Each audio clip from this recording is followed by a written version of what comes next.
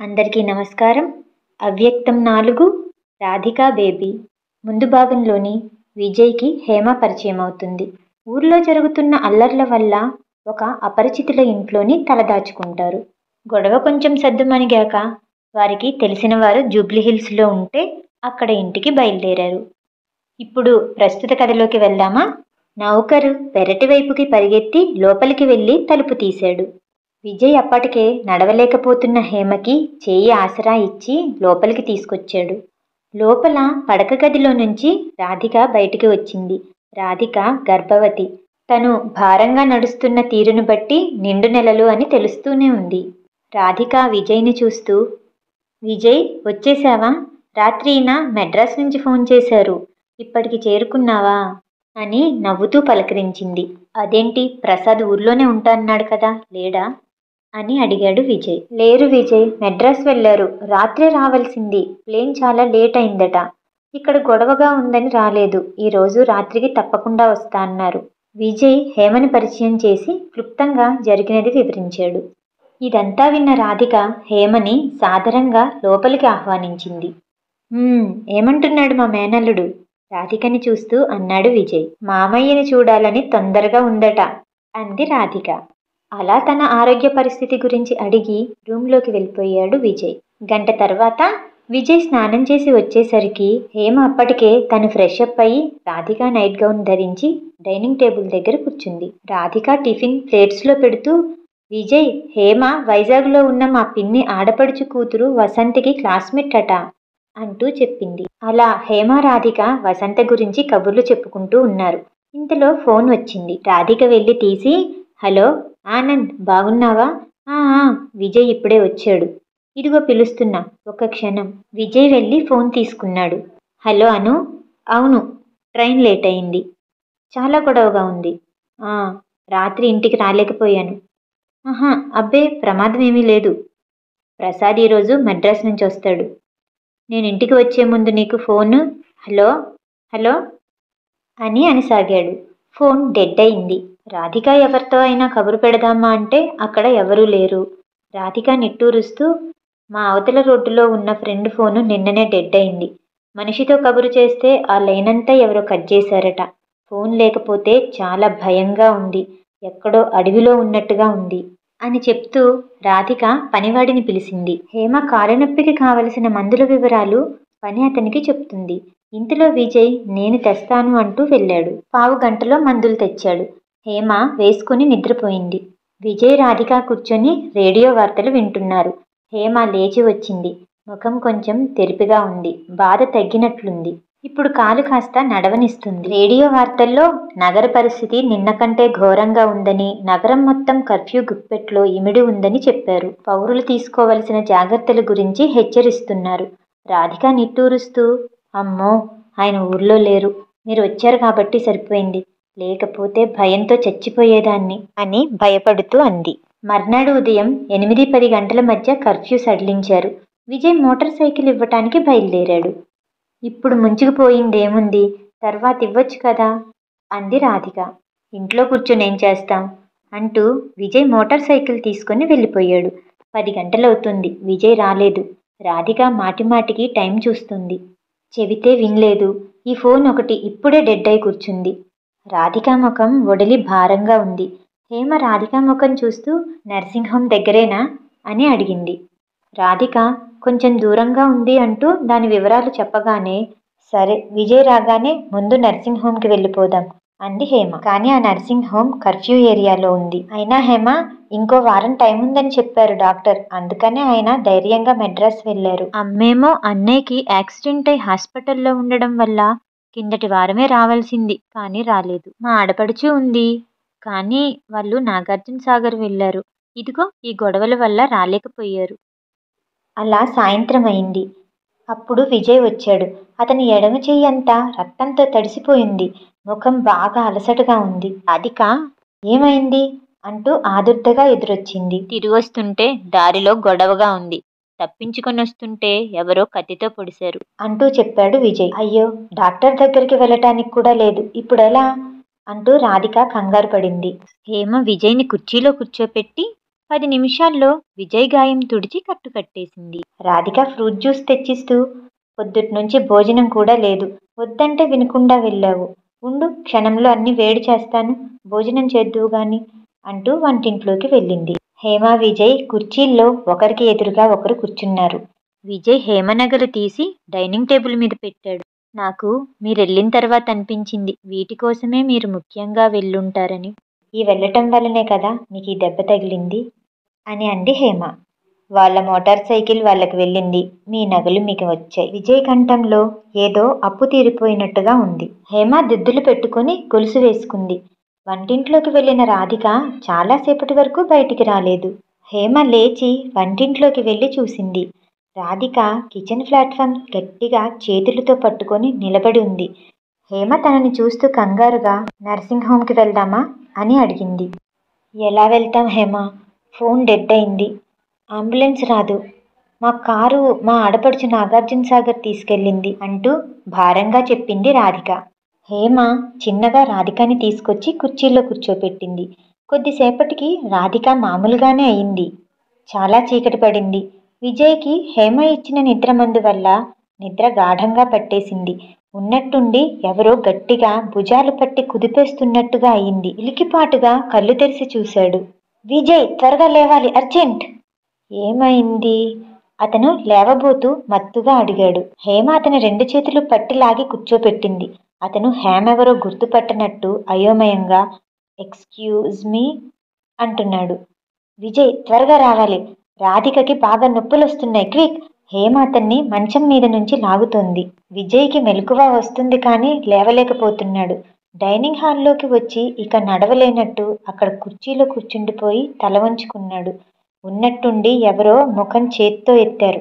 వెంటనే చల్లటి నీళ్లు వర్షంలా ముఖానికి తగిలాయి. అతనికి మత్తు కాస్త తగ్గింది. ఎదురుగా హేమ నైట్ గౌన్లో ఉంది. అతనికి కాస్త గుర్తు వస్తుంది. విజయ్, ప్లీజ్, నిద్ర లేవాలి, త్వరగా. హేమ అతని భుజాలు కుదుపుతూ కంగారు పడుతుంది. విజయ్ ముఖం మీద నీళ్లు చేత్తో తుడుచుకుంటూ ఎక్కడికి అని అడిగాడు. రాధిక గదిలోకి, బాగా నొప్పులొస్తున్నాయి. ఆ మాటకి విజయ్కి మొత్తం మెలకువ వచ్చింది. అయ్యో, హాస్పిటల్కి తీసుకెళ్లటం ఎలా? రాధిక కారు లేదని చెప్పింది, ఫోన్ పనిచేయడం లేదు. విజయ్ కంగారు పడుతూ అన్నాడు. విజయ్, ముందు స్టవ్ మీద వేడి నీళ్లు కాగుతున్నాయి, అవి పట్టుకొని రండి. హేమ రాధిక గదిలోకి పరిగెడుతూ అంది. అతను వంటగదిలోకి వెళ్ళి మరుగుతున్న నీళ్లను టవల్తో పట్టుకుని రాధిక గదిలోకి వచ్చాడు. అక్కడ దృశ్యం చూసి మొహం తిప్పుకొని బయటికి వెళ్ళిపోయాడు. విజయ్, ఇది మొహమాటానికి టైం కాదు, తొందరగా రావాలి, రాధిక తలవైపు కాస్త గట్టిగా పట్టుకోండి. విజయ్ గబగబా లోపలికొచ్చి రాధిక తలవైపు భుజాల దగ్గర గట్టిగా పట్టుకున్నాడు. రాధిక, బేబీ ఈజ్ కమింగ్, నువ్వు నెట్టాలి, కొంచెం ట్రై చేయాలి. రాధిక ముఖం నిండా చెమటలు కారుతున్నాయి. బాధతో వేలాడిపోతుంది. విజయ్ చూడలేకపోతున్నాడు. కళ్ళల్లో నీళ్లొచ్చేస్తున్నాయి. అప్పుడే సడన్ గా పసిపిల్ల కెవ్వుమన్న ఏడుపు వినిపించింది. ఓ ఆడపిల్ల అంది హేమ. రాధిక బాధ ములుగు కాస్త తగ్గాయి. 10 నిమిషాల తరువాత విజయ్ని రాధిక ముఖం మీద చెమట తుడవమని ఆదేశించింది. విజయ్ టవల్ తీసుకొచ్చి నెమ్మదిగా అద్దుతూ ఉంటే, థ్యాంక్ యూ విజయ్, నువ్వు హేమని తీసుకురాకపోతే ఈరోజు అంటూ రాధిక ఆగిపోయింది. జస్ట్ రిలాక్స్ రాధిక, అవన్నీ తర్వాత. విజయ్, నాకు 2 టవల్స్ అర్జెంటుగా కావాలి. బేబీని నీళ్లతో కడిగేస్తూ అంది. పిల్ల ఏడుపు నిశ్శబ్దంలో ప్రతిధ్వనిస్తోంది. విజయ్ వెళ్ళి కబోర్డ్లో టవల్స్ తీసుకొచ్చి హేమకు అందించాడు. హేమ అప్పుడే పుట్టిన ఆ పిల్లని నేర్పుగా పట్టుకున్న ఆ తీరును చూసి ఆశ్చర్యపోయాడు. ఎర్రని పసికందుగా ఉన్న ఆ శరీరం చూస్తుంటే సంభ్రమంగా, విచిత్రంగా అనిపిస్తుంది. హేమ టవల్ అందుకొని చకచకా తుడిచేసి ఇంకో టవల్తో చుట్టేసింది. రాధిక దగ్గరికి తీసుకొచ్చి చూపించింది. రాధిక కళ్ళల్లో అపురూపమైన ఆనందం. డాడీ లేకుండా వచ్చేసావు, అడుగో మావయ్య చూడు ఇక్కడే ఉన్నాడు అంటూ ఆనందంలో మునిగిపోయింది రాధిక. విజయ్ ఆ చిన్నారి ముఖాన్నే చూస్తున్నాడు. ఆ పసిపాపను చూస్తున్న హేమని కూడా చూస్తున్నాడు. అతనికి ఆ దృశ్యం చాలా అద్భుతంగా ఉంది. రాధిక పక్కలో పాపని పడుకోబెడుతూ, విజయ్, రాధికకి వేడిగా కాఫీ కానీ ఓ కప్పు పాలు కానీ ఇవ్వాలి. 10 నిమిషాల తర్వాత విజయ్ కాఫీ కలిపి తీసుకొచ్చేసరికి హేమ అక్కడంతా శుభ్రం చేసి బాత్రూంలోకి వెళ్ళి చేతులు కడుక్కొని టవల్తో ముఖం తుడుచుకుంటూ వచ్చింది. హేమ రాధికని లేపి కూర్చోపెట్టేసరికి విజయ్ కాఫీ కప్పు రాధిక చేతికి అందించాడు. అలాగే ఒక కాఫీ హేమకి కూడా ఇచ్చాడు. హేమ విజయ్కి థ్యాంక్ యూ అని చెప్పి రాధికని చూస్తూ, తేలిక ప్రసవం కాబట్టి సరిపోయింది, అందరం ఒడ్డున పడ్డాం. ఏ కాస్త కాంప్లికేషన్ అయినా ఈ అర్ధరాత్రి చాలా కష్టమయ్యేది. నేను డెలివరీ చేసి చాలా రోజులైంది. మొదట్లో కొంచెం భయపడ్డాను అంటూ కంగారుగా చెప్పింది. రాధిక పాపని తన్మయత్వంతో చూసుకుంటుంది. హేమ కుర్చీలో కూర్చుని కాఫీ తాగుతూ ఒక గుక్క రుచి చూడగానే, ఓ గాడ్, కాఫీ ఇంత బాగా కలపడం వచ్చినా మీకు? అంది ఆశ్చర్యంగా. విజయ్ ఆనంద్ కోసం ప్రత్యేకంగా కాఫీ చేయడం నేర్చుకున్నాడు అని చెప్పింది రాధిక. ఎవరో ఆ అదృష్టవంతుడు తమ్ముడా? అంది హేమ. ఏమవుతాడు అంటే చాలా చాలా అవుతాడు. బంధుత్వం లేదు, ఇద్దరూ కలిసి పెరిగారు, స్నేహితులని చెప్పొచ్చు. విజయ్కి ఆనంద్ అంటే ప్రాణం అని చెప్పింది రాధిక. పావుగంటలో రాధిక నిద్రపోయింది. హేమ విజయ్ని చూస్తూ, రాధికకి ఈ ఇంజెక్షన్స్ ఇవ్వాలి వెంటనే, ఎలా అని అడిగింది. విజయ్ హేమ వైపు తిరిగి చూశాడు. ఇంతవరకు అతనికి అందమైన ఆడపిల్లలాగానే కనిపించింది. ఈ క్షణంలో ఆ అందానికి సామర్థ్యం బంగారానికి తావిలా మనోహరంగా ఉంది. హేమ ధైర్యంగా చకచకా డెలివరీ చేసిన వైనం అతనికి అద్భుతంలా ఉంది. అతను ఇంజెక్షన్స్ చీటీ తీసుకొని, తలుపులు జాగ్రత్తగా వేసుకోండి అని చెప్పి మెడికల్ షాపుకి వెళ్ళాడు. అరగంట గడిచింది. విజయ్ రాలేదు. గంట అయింది. హేమకి గుండెల్లో కంగారు మొదలయింది. అప్పుడే తలుపు చప్పుడయింది. ఎవరు అని భయంగా అడిగింది హేమ. నేనే అన్నాడు విజయ్. హేమ తలుపులు తీసి అతని లోపలికి రాగానే కంగారుగా తలుపులు మూసింది.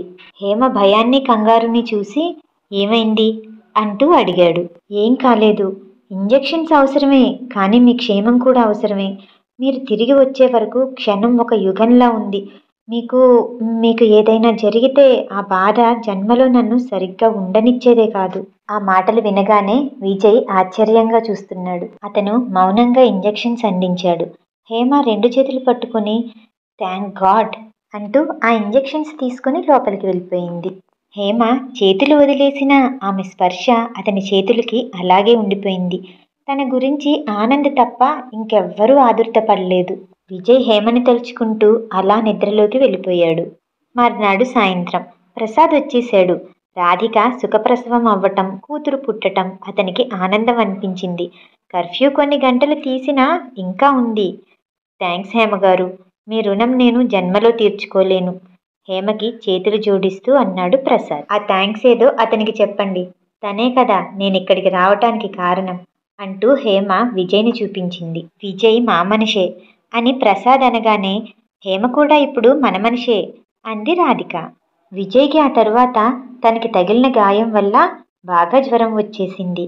హేమ అతన్ని పడుకోమని, విశ్రాంతి తీసుకోమని మందలించింది. ప్రసాద్కి వంటింట్లో పని ఏదీ రాదు. అతని కూతుర్ని చూసుకునే మురిపంలో ఉండిపోయాడు. అందరినీ చూడాల్సిన బాధ్యత హేమ మీద పడింది. విజయ్ బాగా జ్వరంతో నిద్రలో ఉన్నాడు.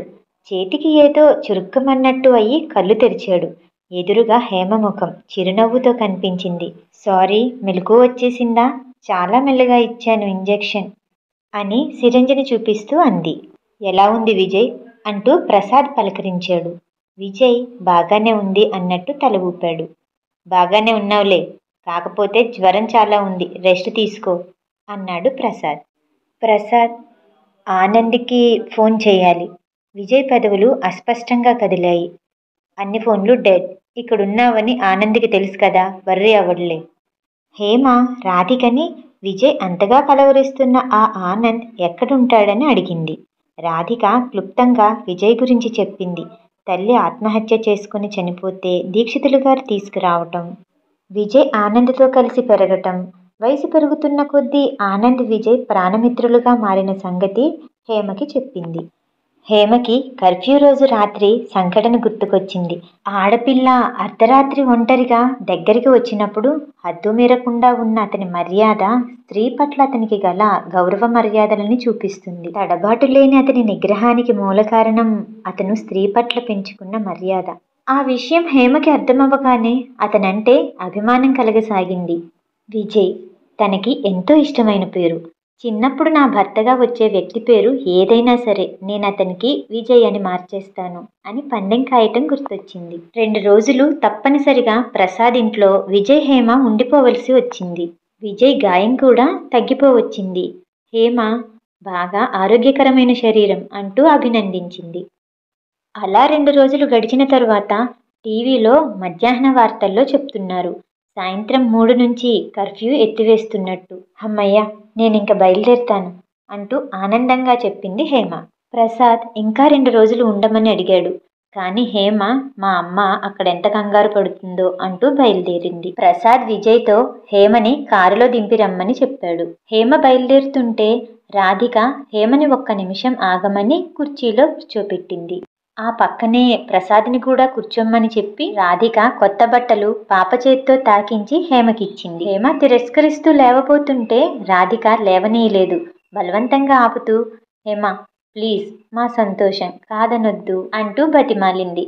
అవును హేమగారు, మీరు తీసుకొని మమ్మల్ని సంతోషపెట్టాలి, తిరస్కరించొద్దు. ప్రసాద్ బలవంతం చేశాడు. ప్రసాద్ విజయ్ చేతికి కొత్త బట్టలిచ్చాడు. నీకేమన్నా మతిపోతుందా అంటూ విజయ్ కుర్చీలో నుంచి లేచాడు. ప్రసాద్ బలవంతంగా కూర్చోపెడుతూ, విజయ్, నేనింతవరకు ఎప్పుడూ నిన్ను ఏది బలవంతం చేయలేదు. ఈరోజు నన్ను కాదనొద్దు. ఇది నీకు నజరానా కాదు, మా సంతోషం. విజయ్, నువ్వు కాదంటే హేమ అసలు తీసుకోదు, నువ్వు తీసుకోవాలి అంది రాధిక. విజయ్కి ఇలాంటి అర్హతలు మర్యాదలు పొందటం తెలియదు. అతను తిరస్కరించాలో అంగీకరించాలో నిర్ణయం తెలియక సందిగ్ధంగా ఉన్నాడు. ప్రసాద్ చేతిలో పెట్టేశాడు. రాధిక కూడా హేమ చేతుల్లో పెట్టింది. రాధిక అక్షింతలు ఇచ్చి విజయ్ని హేమని పాప తల మీద వేయమని చెప్పింది. అలా వేసి వాళ్ళిద్దరూ కారులో బయలుదేరారు. విజయ్ డ్రైవ్ చేస్తుంటే హేమ పక్కనే కూర్చుంది. చేయి బాగా తగ్గిన తర్వాత ఉత్తరం రాస్తారా అంది హేమ. అతను జవాబేమీ ఇవ్వలేదు. నన్ను రాధికా ప్రసాద్ అన్నిసార్లు మళ్ళీ రమ్మనమని చెప్పారు. మీరు మాట మాత్రమైనా ఒక్కసారి కూడా అనరేంటి? అతను ఇంకా మౌనంగానే ఉన్నాడు. వైజాగ్ వస్తే మా ఇంటికి తప్పక రండి. మా అమ్మ మిమ్మల్ని చూస్తే చాలా సంతోషపడుతుంది. అతని మౌనం చూసి హేమ తల తిప్పి అతని ముఖం చూసింది. అతను ఎంతో అందంగా ఆకర్షణీయంగా కనబడుతున్నాడు. అతన్ని చూస్తుంటే ఏదో స్నేహపూరితమైన భావన కలుగుతుంది. అతనితో మాట్లాడాలి అనే కంటే అతను మాట్లాడితే వినాలనే ఆతృత ఎక్కువగా అనిపిస్తుంది. సరే, మీరు పిలిచినా పిలవకపోయినా నేను మీ ఇంటికి వస్తాను. విజయ్ ముఖంలో అదే ప్రసన్నత. నేను ఎందుకు వస్తా అంటున్నానో మీకు తెలుసా? రాధికా ప్రసాద్ అంతగా చెప్తున్న మీ ఆనందిని చూడటానికి. నేనొచ్చి ఆనందికి ఏం చెప్తానో తెలుసా? అతను చిరునవ్వుతో రోడ్డు మీద తదేకంగా చూస్తూ డ్రైవ్ చేస్తున్నాడు. ఏం చెప్తానో తెలుసా? మళ్ళీ అంది. అతను వినటానికి సిద్ధంగా ఉన్నట్టు చూస్తున్నాడు. మలక్పేట వచ్చేసింది, ఇల్లు దగ్గరగా ఉంది, మీరు ఇటు చూడాల్సిందే ఆమె హఠం చేస్తున్నట్టు అంది. విజయ్ తల తిప్పి హేమ వైపు చూశాడు. హేమ చిరునవ్వుతో తన పంతం నెగ్గినందుకు విజయ గర్వంతో చూస్తుంది. ఆ క్షణంలో ఆమె ముఖం మనోహరంగా ఉంది. ఒక్క నిమిషం విజయ్ ఆమె ముఖం మీద నుంచి చూపు మరల్చలేకపోయాడు. ఆ క్షణం హేమ విజయ్ చూపులు ముడిపడ్డాయి. ఆ తరువాత చూపుడు వేలు చూపిస్తూ, ఆనంద్తో నేనేమని అంటానో తెలుసా? ఆమె మాట్లాడుతున్న కొద్దీ అతను వివశుడిలా చూస్తున్నాడు. ముగ్ధ మనోహరంగా ఉంది ఆమె ముఖం. హేమ చెప్తుంది, విజయ్ అంటే నీ ఒక్కడికే అంత ఇష్టం కాదు, నీకంటే ఎక్కువగా ఇష్టపడే వాళ్ళు ఇంకోళ్ళు ఉన్నారు నీకు పోటీగా. అప్పుడే కార్కి సైకిల్ అడ్డం వచ్చింది. సడన్ బ్రేక్తో విజయ్ కార్ని పక్కకి ఆఫ్ చేశాడు.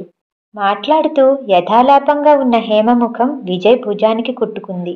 హేమ సడన్గా మాట్లాడుతూ ముందుకు వేగంగా కొట్టుకోవటంతో పెదవి పంటికి తగిలి రక్తం చివ్వున వచ్చింది. అది చూసిన విజయ్ సారీ చెప్తూ తన జేబులో నుంచి కర్చీఫ్ తీసి ఇచ్చాడు. హేమ ఆ కర్చీఫ్తో పెదవి మీద అద్దుకుంటూ ఉంది.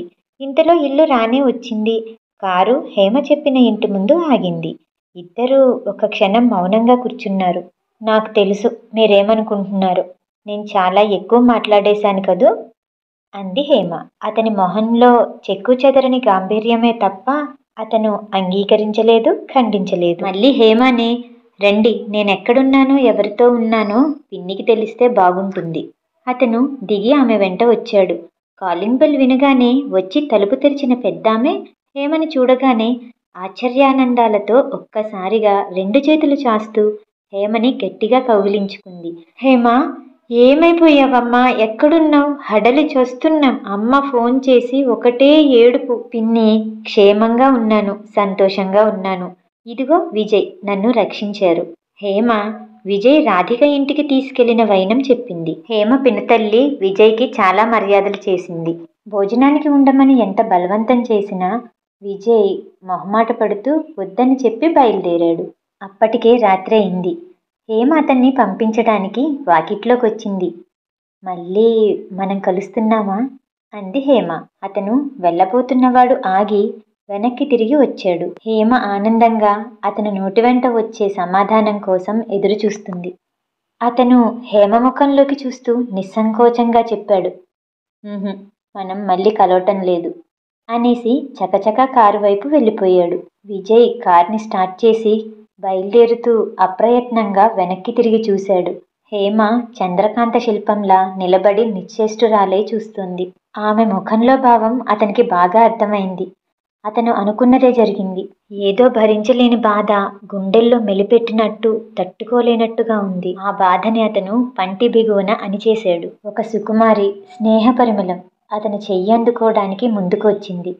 కానీ అతను అందుకునే స్థితిలో లేడు. అతని జీవితంలో స్వతంత్రం లేదు. అందుకే అతను ఆ స్నేహాన్ని నిర్లక్ష్యంగా చెంపదెబ్బ కొట్టినట్టు నిర్దయగా వదిలించుకున్నాడు. హేమతో అతని పరిచయం చాలా కొద్దిది. కానీ హేమ కనిపించినప్పటి నుంచి ఆ క్షణం ఒక అమూల్య రత్నంగా ఉంది. ఆ జ్ఞాపకాలను అతను పదిలంగా, అపురూపంగా హృదయపేటికలో దాచేసుకోవడానికి ప్రయత్నిస్తున్నాడు. తన జీవితంలో ఏ ఆడపిల్లకి స్థానం లేదు. అతనికి ఇది ఎప్పుడో తెలుసు. అతను తన 18వ ఏట పూజారి గారి అమ్మాయి సుమంటే తన ఇష్టం చూపించింది. ఆనంద్ గురించి పోట్లాడినప్పుడే ఈ నిర్ణయానికి వచ్చాడు. ఆనంద్తో తన స్నేహం ఎవ్వరికీ అర్థం కాదు. అందరూ ఆనంద్కి తన జీవితం ధారపోస్తున్నాడని అనుకుంటారు. ఈ ప్రపంచంలో తను ఏకాకిగా ఉన్నప్పుడు ఆనంద్ స్నేహబంధం తనని బ్రతికించింది. తల్లి చనిపోయినప్పుడు బెంబేలు పడుతున్న పసి మనసుకి మరో పసి మనసు తోడయింది. ఆనంద్ని బాగా చూడమని చిన్నప్పటి నుంచి చెప్పిన దీక్షితులు గారే ఈరోజు ఆనంద్ని వదిలి వెళ్ళిపోమ్మని కల్లెర్ర చేస్తున్నారు. ఆనంద్ క్షేమం కోసం తను అతన్ని వదిలి వెళ్ళగలడు. అది బాధనిపించినా భరించగలడు. కానీ ఆనంద్ భరించలేడు. అసలే ఆరోగ్యం బాగుండదు. ఏ కాస్త బాధ వచ్చినా తట్టుకోలేడు. ఆ ఇంట్లో తను ఉండడం దీక్షితులు గారికి ఏమాత్రం ఇష్టం లేదని తెలుసు. కానీ అది ఆనంద్కి అర్థం కాదు. తను కూడా చెప్పలేడు. ఇలా అని తెలిస్తే ఆనంద్ దీక్షితులు గారిని చంపేస్తాడు. ఈ రంపపు మొనల మీద నిల్చున్న అతను ఒక ఆడపిల్లని ఎలా జీవితంలోకి రానియగలడు?